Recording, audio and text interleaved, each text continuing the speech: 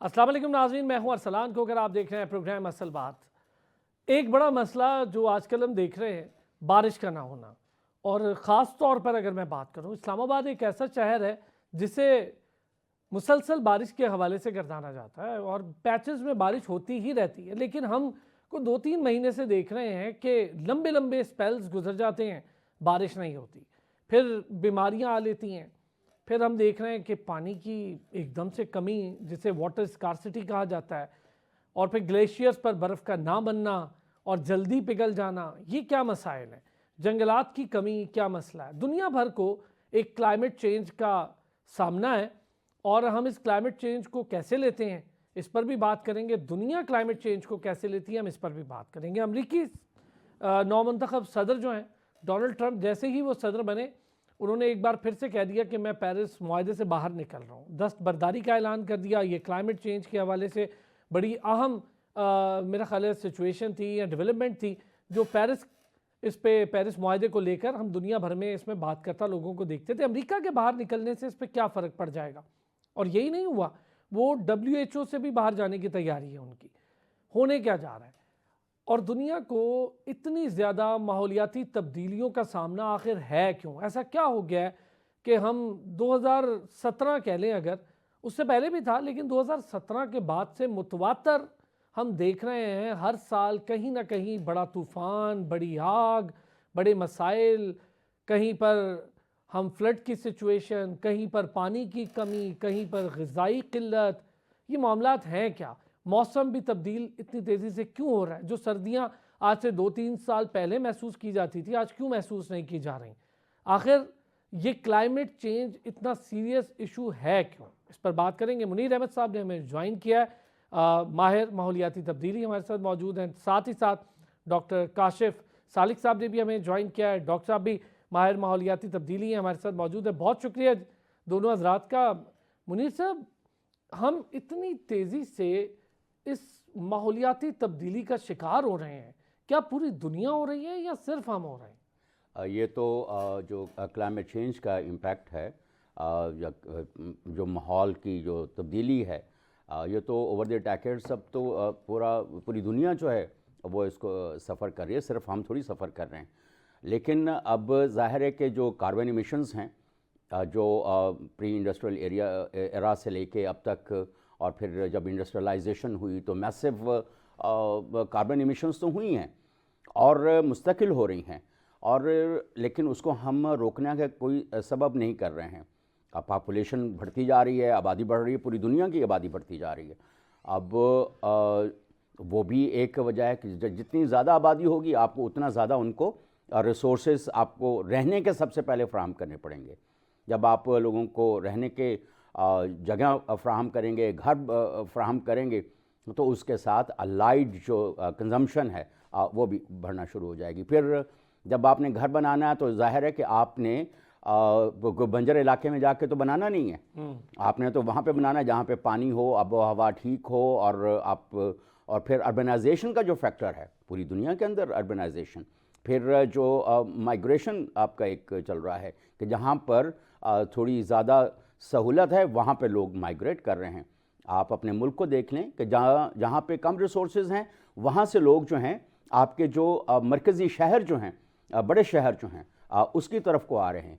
इसी तरह अगर आप दुनिया के नक्शे को देखें, वर्ल्ड मैप को देखें, तो गरीब मुल्कों से लोग अमीर मुल्कों की तरफ जा रहे हैं। और वहाँ पर आपको जो भी जैसी भी आप सूरत हाल देखें, और कार्बन मिशंस की वजह से अब पूरी दुनिया जो है वो हीट वेव का शिकार है। इस वक्त भी कल मेरी बात हो रही थी अर्जेंटीना से, एक कॉल थी, उस पर हम बात कर रहे थे। तो हीट वेव के ऊपर इस वक्त पिछला कोई 1 महीना हो चुका, अर्जेंटीना के अंदर हीट वेव चल रही है, और उसको नबूर्द आजमा है अर्जेंटाइन जो है अपने हीट वेव वाले इलाके। अच्छा, अब देखें, एक ऐसे टाइम पर जब दुनिया भर में एक साथ दिसंबर चल रहा हो, एक साथ जनवरी चल रहा हो, और एक ऐसे मौके पर, अच्छा हम खुद चूंकि इस्लामाबाद में रहते हैं, पाकिस्तान भर में कराची का मौसम डिफरेंट होता है, लाहौर का डिफरेंट होता है, फैसलाबाद का डिफरेंट होता है, पेशावर का डिफरेंट होता है, लेकिन इस्लामाबाद में सर्दी बड़ी अच्छी ठीक ठाक पड़ती रही। मैं बड़ा हैरान हुआ हूँ कि इस बार सर्दी की शिद्दत में अचानक कमी आई और शायद वो डेंसिटी जो हम पहले महसूस करते थे वो नहीं थी। डॉक्टर काशिफ साहब जो बात कर रहे हैं मुनीर साहब, मैं ज़रा आपसे भी अगर पूछूं, एक तो कार्बन एमिशंस पे थोड़ी सी हमें बताइएगा कि कौन कौन से ऐसे फैक्टर्स होते हैं जिसको हमें बड़े एहतियात के साथ देखना होगा, और दूसरा क्या दुनिया जो फेस कर रही है माहौलियाती तब्दीली को लेकर, क्या उतना ही हम भी फेस कर रहे हैं? जहाँ तक पहले क्वेश्चन का ताल्लुक है कार्बन एमिशंस का, उसमें पाकिस्तान की कंट्रीब्यूशन काफ़ी कम है, तकरीबन 1% से भी कम है। और पर कैपिटा जो है वो भी काफ़ी 1 मिलियन मेट्रिक टन है पर कैपिटा। तो वो दुनिया की एवरेज जो 4.5 मेट्रिक टन पर कैपिटा उससे काफ़ी कम है। लेकिन जो उसका इम्पैक्ट है वो सबसे ज़्यादा पाकिस्तान के ऊपर है, टॉप 10 वनरेबल कंट्रीज़ के अंदर आता है। और ख़ास तौर पे पाकिस्तान का तकरीबन तमाम सेक्टर्स, चाहे वो एग्रीकल्चर हो, हेल्थ हो, या आपके एजुकेशन सेक्टर हो, आपकी लाइवलीहुड्स हों, ये सारा जो सेक्टर है वो क्लाइमेट चेंज से इम्पैक्ट कर रहा है। पर्टिकुलरली जो आपके एग्रीकल्चर सेक्टर है पाकिस्तान में, हमारी जो प्रोजेक्शंस हैं, जो हमारी स्टडीज़ के मुताबिक, कि विंटर सीजन के अंदर 11 डेज पर डिकेड के हिसाब से हमारी हीट वेव्स जो हैं वो बढ़ रही हैं। तो ये विंटर जो हम जिसमें बीट हम ग्रो करते हैं, क्योंकि उसका इम्पैक्ट जो है हमारी फूड सिक्योरिटी के ऊपर पड़ेगा, हमारे वो रूरल एरियाज़ की जो इनकम है, लाइवलीहुड्स है या प्रॉफिटेबिलिटी है, उसके ऊपर इम्पैक्ट पड़ेगा। इसी तरह जब हम वाटर सेक्टर की बात करते हैं तो हमारा तकरीबन 90% जो फूड प्रोड्यूस होता है वो तकरीबन उन इरिगेटेड एरियाज के अंदर प्रोड्यूस होता है, और वहाँ पे बगैर पानी के अगर आर्टिफिशियल पानी ना हो, दरियाई पानी ना हो, तो हम बिल्कुल कोई चीज़ काश नहीं कर सकते। तो अब जबकि पानी रेनफॉल तकरीबन 40% से ज़्यादा पाकिस्तान में उसकी कम हुई है, तो ये एक ड्राउट लाइक कंडीशन हो गई है पाकिस्तान में, और उसका सीवियरली इम्पैक्ट जो है हमारी वीट क्रॉप्स के ऊपर पड़ेगा। इसी तरह जब हम समर क्रॉप जो हमारी जैसे कॉटन है, उसके ऊपर क्या कहते हैं काफ़ी ज़्यादा इम्पैक्ट है। हमारी अपनी स्टडीज़ के मुताबिक अगर 1% टेम्परेचर इंक्रीज करता है कॉटन क्रॉप का, तो तकरीबन 43,000 बेल्स जो हैं वो रिड्यूस हो जाती हैं। तो ये जो इम्पैक्ट है हमारी क्रॉप के ऊपर, हमारे रूरल सेक्टर के अंदर, तो वो बहुत ज़्यादा सीवियर है। आगे हम तकरीबन 40% हमारी रूरल पॉपुलेशन गरीब है, ठीक है। तो जब इस तरह के इम्पैक्ट्स पड़ेंगे तो ये जो परसेंटेज, अच्छा, ये आपने बड़ा एक सही, बड़ी ज़बरदस्त आपने एक, मैं कहूँगा ये इस डायरेक्शन में हमें सोचने की ज़रूरत होगी। अगर एग्रीकल्चर सेक्टर पे कोई इस तरह का इम्पैक्ट पड़ता है कि हमारी जो फसलें हैं उनकी पैदावार में कमी होती है, तो यकीनी तौर पर फिर हम और वुल्नरेबिलिटी की तरफ चले जाएंगे। अच्छा, हम कार्बन इमिशंस में बहुत कम हिस्सा डाल रहे हैं, लेकिन हम असरात लेने में इतना हिस्सा क्यों डाल रहे हैं, इस पर भी एक छोटे से ब्रेक के बाद ज़रा बात करेंगे। और इसके साथ साथ ग़िज़ाई किल्लत, इसका कितना सामना हो सकता है, फिर दुनिया इसके बारे में क्या सोचती है। अभी अमेरिका के निकलने का हमने जिक्र किया, तो उससे क्या फ़र्क पड़ेगा। वापस आते हैं ब्रेक से, इस पर बात करते हैं। Welcome back. मुनीर साहब, कार्बन एमिशंस में जैसे अभी डॉक्टर काशिफ साहब ने भी बताया, आपने बड़ी डिटेल चीज़ें कुछ बताई थी हमें, हमारा हिस्सा बड़ा कम है कि हम उसका हिस्सा बन रहे हैं, लेकिन असरात लेने वाले ममालिक में हम 10 उन ममालिक में जो सबसे ज़्यादा इसके असरात के ज़ेर साया है। ऐसा क्यों है? क्लाइमेट वल्नरेबिलिटी इंडेक्स के ऊपर पाकिस्तान टॉप 5 में है। ये जो टॉप 10 वाली जो बात है ना, ये वर्ल्ड बैंक की जो ये पुरानी रिपोर्ट है। और अब तो और पानी की कमी जो है वो 2025 में ये जो चल रहा है, हम इसके में टॉप 3 में 2 अफ्रीकी मुल्कों के बाद। तो ये सारी सूरत हाल तो हमारे पास पहले से मौजूद है। अच्छा, अब वल्नरेबिलिटी हमारी इतनी ज़्यादा क्यों है? कार्बन एमिशंस हमारी कम है, लेकिन जब हम कार्बन एमिशंस की बात करते हैं तो हम ये भूल जाते हैं कि हमारे यहाँ डिटेरियोरेशन ऑफ नेचुरल रिसोर्सेज कितनी है।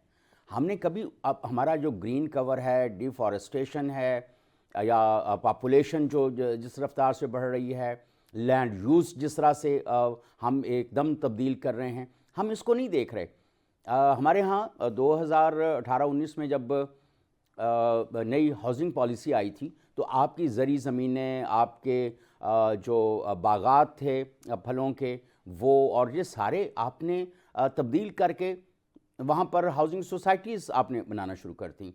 और अब एक मैसिव फ्लड आया हाउसिंग सोसाइटीज़ का, तो अब जाहिर है कि जब आप लैंड यूज़ बदल रहे हैं तो उसका भी इम्पैक्ट आएगा। जब आपकी डिफॉरेस्टेशन जो है वो हाईएस्ट रेट के ऊपर चली जाएगी। अब देखें, हमारे पास कहने को तो हम कहते हैं हमारे पास 2% है, 3% है, इतने परसेंट है, लेकिन अब आपका जो एक्चुअल है जो फॉरेस्ट है वो लेस देन 2% है, लेकिन अगर आप सारा कुछ मिला लें तो शायद 3-3.5% तक जाता है। तो ये देखना चाहिए। और जब मैट्रिक में मैं पढ़ रहा था तो तब हम कहते थे 15-16%, 18% ऐसे कोई कोट होता था, और 25% होना चाहिए। लेकिन अब ये देखें कि जितना फॉरेस्ट होना चाहिए उसका कितना हिस्सा हमारे पास फॉरेस्ट है, और वो कितनी तब्दीली से। अभी आप ये देखें कि नॉर्दर्न एरियाज़ के अंदर आपके जो शुमाली इलाका जात हैं, आप केपी से लेके आप चले जाएं गिलगित बल्तिस्तान के आखिरी, किस तरह से मैसिव आपकी ट्री कटिंग हो रही है। तो इससे बड़ा फर्क पड़ता है। सब ऐड कीजिएगा, सॉरी आपकी बात बीच में। क्या इसी वजह से माउंटेन एनवायरनमेंट भी तब्दील हो रहा है? बिल्कुल हो रहा है। और माउंटेन एनवायरनमेंट भी, और जब आप कह रहे हैं कि आपके जो ग्लेशियर रिसीडिंग बढ़ रही है, आपके जो ग्लेशियर्स हैं ज़्यादा तेज़ी से, कम वक्त में ज़्यादा तेज़ी के साथ पिघलते हैं, तो वो जाहिर है कि उसका इम्पैक्ट तो उसके ऊपर भी जाना है।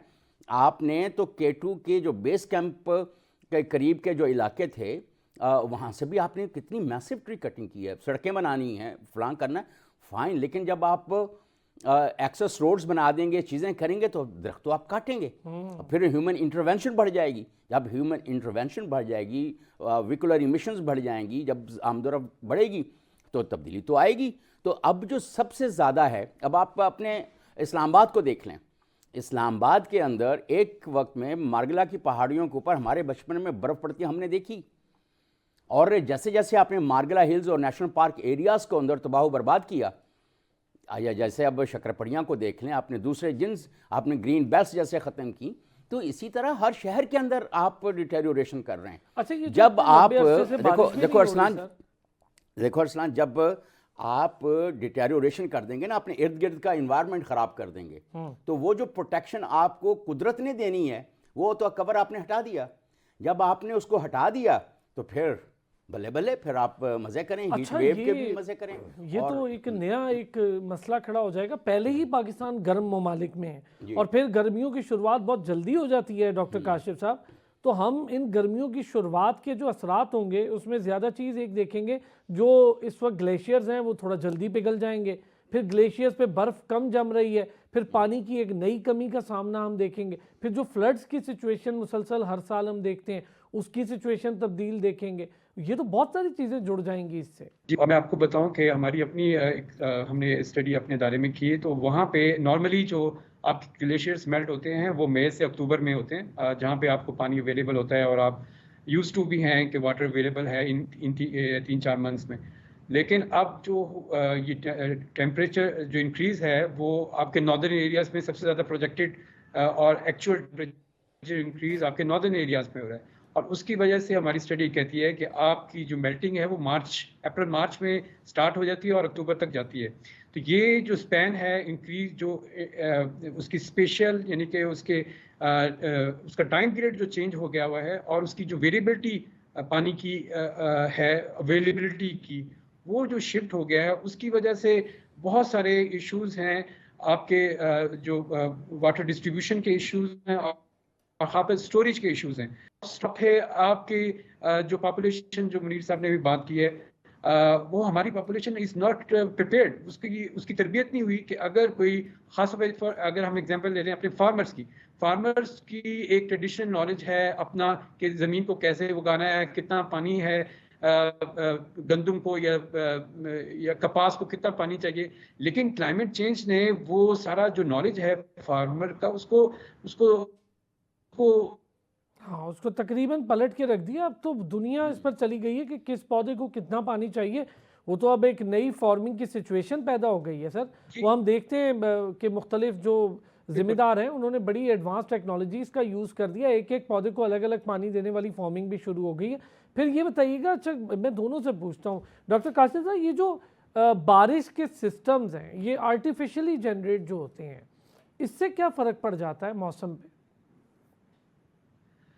आर्टिफिशियल रेन तो उस वक्त आपको है जब आप उसकी क्या कहते हैं क्लाउड सीडिंग करेंगे और फिर आपको बारिश, लेकिन उसके लिए एक काफ़ी स्ट्रिक्ट कंडीशंस हैं कि बारिश क्लाउड इतना होना चाहिए और उसकी स्प्रेड इस तरह का होगा, और फिर आप आर्टिफिशियल रेनफॉल करते हैं और उसके इन्वायरमेंटल असरात काफ़ी हेल्थ के ऊपर काफ़ी ज़्यादा हैं। ठीक है, तो इस एंगल की तरफ अगर हम जाएं कि जो पानी अवेलेबल है, जब हमारे पास मानसून का पानी या बारिश का पानी हमें अवेलेबल होता है, उसको स्टोर करने का, और सिर्फ स्टोर बड़े डैम्स के अंदर नहीं, आप छोटे डैम्स, आपको पता होगा कि हमारे जो देहात हैं, अगर आप 20-30 साल पीछे चले जाएं तो हर गांव के अंदर एक पाउंड होता था और उसमें वो पानी सेव होता था। अब आप देहातों में चले जाएं, वो सारे पाउंड या तो खुश्क हो गए या वो लैंड यूज की वजह से वो या तो ज़मीनों के काश्त में आ गए या वहाँ पे घर बन गए। तो वो जो स्टोरेज है लोकल देहातों में, वो बहुत ज़रूरी है, वो बहुत ज़्यादा क्रूशल है। तो ये इस तरह का जो प्रिपेयर्डनेस लेवल है कम्युनिटीज़ का रूरल एरियाज़ के अंदर फ्लड्स के दौरान कब कैसे किस तरह बिहेव करना है, वो हमारी कम्युनिटीज़ प्रिपेयर्ड नहीं है। इवन हमारी कम्युनिटीज़ को तो एक तरफ करें, हमारी इंस्टीट्यूशंस जो इससे डिज़ास्टर को डील करते हैं, पीएम जो हमारे नेशनल डिजास्टर के डिजास्टर मैनेजमेंट जो है। अदारे हैं, जी एनडीएमए है वो।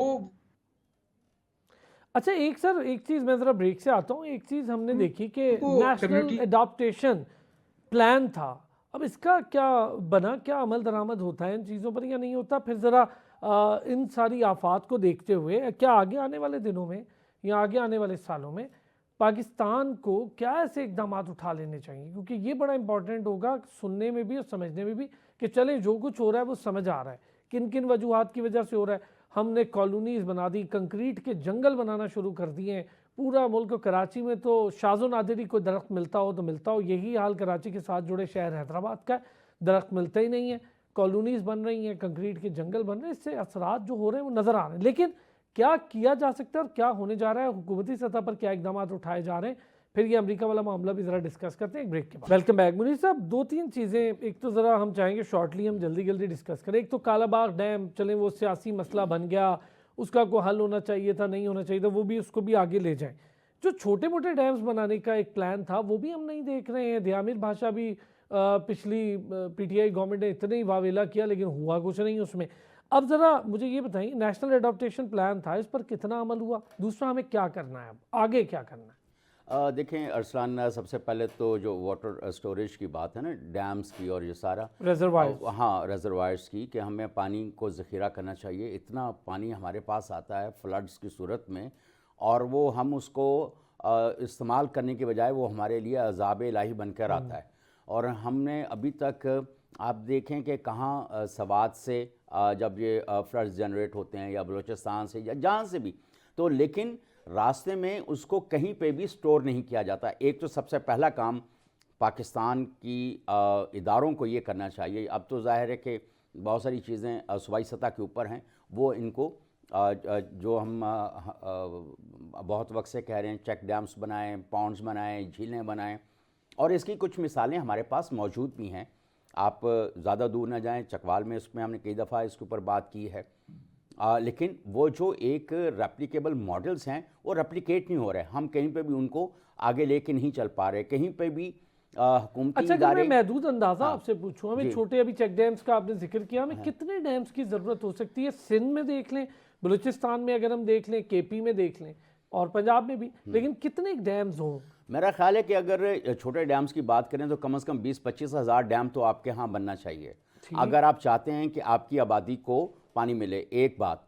और दूसरी बात यह है कि जो आपका डिफॉरेस्टेशन रेट है उसको आपको कंट्रोल करना पड़ेगा, चाहे आपको अपनी हाउसिंग यूनिट्स बनाने का, हाउसिंग इसको कंट्रोल करना पड़े या जो भी आपको कोई तरीके करने पड़े, तो सबसे पहले आपको, और जो लैंड यूज़, जैसे ज़री ज़मीनें जो हैं वो हम हाउसिंग सोसाइटीज़ में बदल रहे हैं, और फलों के बागात जो हैं उनको हम काट के वहाँ पे हाउसिंग सोसाइटीज़ बना रहे हैं। तो इसको इमीडिएटली इसको रोका जाना चाहिए, और उसको जहाँ जहाँ कहीं पे, एक जैसे हमारे यहाँ मारगला हिल्स के अंदर कुछ रेस्टोरेंट्स वगैरह ऐसे थे जो बहुत सारे EPOs के बावजूद जो है वो उस पर अमल दरामद नहीं कर रहे थे, तो उनको सुप्रीम कोर्ट की तरफ से उनको गिराने और वहाँ बंद पे किया गया जी। रिहेबिलिटेट करने का एक पूरा जो प्लान है वो, तो मेरा ख्याल है कि इस तरह के बहुत सारे आपको नेचर रिहेबिलिटेशन जो है उसको आपको लेके आना पड़ेगा। फिर सबसे इम्पॉर्टेंट काम जो है पाकिस्तान में जो फर्टिलिटी कह लें, जो हम इंसानों की फर्टिलिटी है, बच्चे पैदा करने का, हम 3.2 बच्चे पैदा कर रहे हैं, यानी पर पर्सन एवरेज अगर देखी जाए, और दुनिया में तकरीबन कोई लेस देन 0.9 यानी अच्छा। 1% से भी कम बच्चा जो है पर एवरेज जो है, तो ये जो ग्लोबल एवरेज है वो लेस देन 1% है और हमारी 3.2% है। ठीक है, हमारी तो आबादी भी बढ़ती चली तो अब आपको, हालांकि हम बड़ों से सुनते आए हैं कि जी ये 50-60s में ये आबादी कंट्रोल करने वाला और इसको रैशनलाइज करने वाला शुरू हुआ, लेकिन अभी तक मनसूबाबंदी जो है, ख़ानदानी मनसूबाबंदी, हम उसको कहीं पे लेके नहीं चल पाए। सबसे पहले, और इसके ऊपर उलमा की राय भी मौजूद है कि आप इसको ऐसे तरीके इस्तेमाल कर सकते हैं और वो हलाल हैं। तो ये एक आपको करना पड़ेगा। ये एक जो सबसे ज़्यादा इम्पॉर्टेंट बात है कि आपको अपने जो हॉट स्पॉट्स हैं उसकी वल्नरेबिलिटी का अपना आपको कंट्री वल्नरेबिलिटी इंडेक्स जो है वो पाकिस्तान को लॉन्च करना पड़ेगा और ये देखना पड़ेगा कि कितने लोकल रिसोर्सेज उसको कंट्रोल करने के लिए ज़रूरी हैं, कितने सूबाई और कितने वफाकी जो हैं। और हमारे यहाँ हर चीज़ ना पोलराइज हो जाती है। हमारे यहाँ सबसे बड़ा मसला ये है कि अगर आप कोई काम कर रहे हैं जिसको आपको बेनिफिट होने वाला है, वो मैं जाके वहाँ पर रफड़ डाल दूंगा कि नहीं। और ये जो हमारे यहाँ सुबाहियत जो है उसको हवा दी जाती है, हालांकि सूबों को जिम्मेदारी उठानी पड़ेगी। अब ये इससे बाहर वो नहीं उठानी पड़ेगी। और दूसरा ये है कि अगर फर्ज करें कि एक रिसोर्स सूबे के अंदर किसी एक्स सूबे के अंदर मौजूद है और उसका इस्तेमाल वाई और दूसरा जो है जेड फर्ज करें इस्तेमाल कर रहा है, और तो उसको उसकी रॉयल्टी मिल जाए। अपने अपने सूबों के जो रिसोर्सेज हैं, अब कितना पानी हमारा जो है वो उसको हम इस्तेमाल नहीं कर पाते और समंदर में जाता है। बिल्कुल ठीक कुछ है। तो अभी तो आपने सर समंदर नहरों के में मसले को लेकर सिंध और कुछ तो आपने पंजाब समंदर में आमने फेंकना सामने होता है। देखो अरसलान कि कुछ समंदर में देना आपने दिया, लेकिन जो उससे ज्यादा चला जाता है।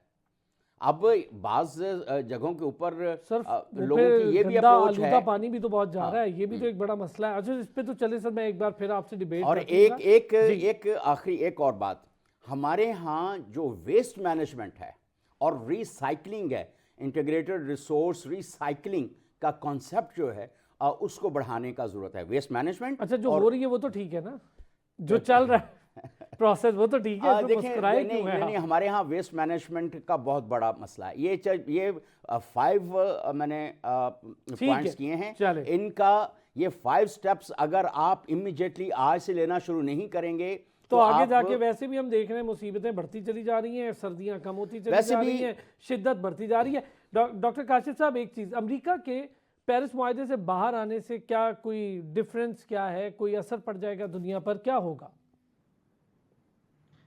जी बहुत शुक्रिया अरसलान। असल में काफ़ी फ़र्क पड़ेगा। आपको पता है कि अमेरिका सबसे बड़ा एमिटर है ग्रीन हाउस गैस एमिशंस का। तो जब वो वहाँ से बैकआउट कर जाएगा आपके पेरिस एग्रीमेंट से, तो वो बहुत सारे कमिटमेंट्स जो इस ग्रीन हाउस गैस को रिड्यूस करने के लिए अमेरिका उसमें इन्वॉल्व था, जिसमें रिन्यूएबल्स की तरफ जाना और रिन्यूएबल्स के ऊपर जो टेक्नोलॉजी है उसको इम्प्रूव करना, उस टेक्नोलॉजी के स्प्रेड को इम्प्रूव करना। फिर उसके बाद जो आपके ये हाइड्रोकार्बन्स हैं जैसे पेट्रोल वगैरह, उसकी यूज़ को और उसकी टेक्नोलॉजी को एब्सोल्यूट ख़त्म करना, और जो आपकी इलेक्ट्रिक व्हीकल्स हैं उसी टेक्नोलॉजी को इम्प्रूव करना। तो ये बहुत सारी और चीज़ें जो इन्वायरमेंटल डिग्रेडेशन को रोकने के लिए और क्लाइमेट चेंज को रोकने के लिए जो अमेरिका ने एक कमिटमेंट की थी, तो जब आपने उस ग्रीन पेरिस एग्रीमेंट से जब आप बैकआउट कर गए तो वो बहुत सारी कमिटमेंट्स जो हैं वो उसमें आपने रिड्यूस कर दिया। तो ये सारा ग्लोबल एफर्ट्स हो रही हैं वेस्ट में या हमारे ग्लोबल साउथ के अंदर, वो सारी उससे उस इंटरलिंक्ड हैं एक दूसरे के साथ, चाहे वो एडाप्टेशंस हैं, चाहे वो मिटिगेशन एफर्ट्स हैं, डीकार्बनाइजेशन ऑफ इंडस्ट्रियल प्रोसेसेस हैं, ये सारे इम्पैक्ट पड़ेगा और एक नया नैरेटिव या एक नया डिस्कोर्स डेवलप करना पड़ेगा जिसमें एक बड़ा पोल्यूटर जो अमेरिका है उसको कैसे हम उसको इंटीग्रेट करते हैं या उसको एक्सक्लूड करते हैं और एक नया नैरेटिव या एक नया प्रोग्राम लेके आते हैं क्लाइमेट चेंज को बताने का। तो ये एक काफ़ी गैप है इसके अंदर पड़ जाएगा इसको आगे क्लाइमेट चेंज टैकल करने। ज़बरदस्त, बहुत डिटेल बात आपने हमें बता भी दी। लोग समझना चाह रहे थे कि ये आखिर इससे क्या फ़र्क पड़ जाएगा, कि अमेरिका इससे बाहर निकल जाएगा। जी जल्दी से डॉक्टर साहब कुछ मैं एक इसमें ऐड करना चाहता हूँ। बड़ी अच्छे तरह से बताया हमारे साथी ने। इसमें एक ये है कि सिर्फ अमेरिका के बैकआउट करने से उनके जो अलाइड कंट्रीज़ हैं वो भी बैकआउट कर जाते हैं, और इन्होंने जो कंट्रीब्यूट करना है ग्रीन क्लाइमेट फंड के अंदर या लॉस एंड डैमेज फंड के अंदर, वो फिर कौन कंट्रीब्यूट करेगा? सही, ये भी एक बड़ी इंपॉर्टेंट बहस है। बहुत शुक्रिया मुनीर अहमद साहब, आप हमारे साथ मौजूद थे। डॉक्टर काशिफ मजीद सालिक साहब हमारे साथ मौजूद थे। बड़ी अहम डिस्कशन हुई। हमारे लिए मसला ये है कि पाकिस्तान उन 10 ममालिक में, या मुनीर साहब के मुताबिक 5 ममालिक में आ गया है, और हम देख रहे हैं कि पाकिस्तान मुतवातर खुश उन इलाकों में भी शामिल होता जा रहा है जहाँ पे 10 से 15% बारिश की कमी हो रही है, और हम उसको महसूस भी कर पा रहे हैं। फिर मौसमियाती तब्दीली के बायस जो आफात आई हैं उससे पूरी दुनिया में 1700 अफराद अपनी जानें गंवा बैठे हैं। तो ये सब कुछ अब दुनिया को ही मिलकर सोचना है। वो ममालिक जो दूसरों की वजह से इसका असर ले रहे हैं जैसे पाकिस्तान, और फिर वो ममालिक जो बहरहाल असर ले रहे हैं हमारे जैसे ममालिक, उनको इसकी प्रोटेक्शन के लिए जो कुछ करना है उस पर उन्होंने अपनी राय भी दी। बहुत शुक्रिया नाज़रीन, फिर होती है आपसे मुलाकात। अपना ख्याल रखिएगा।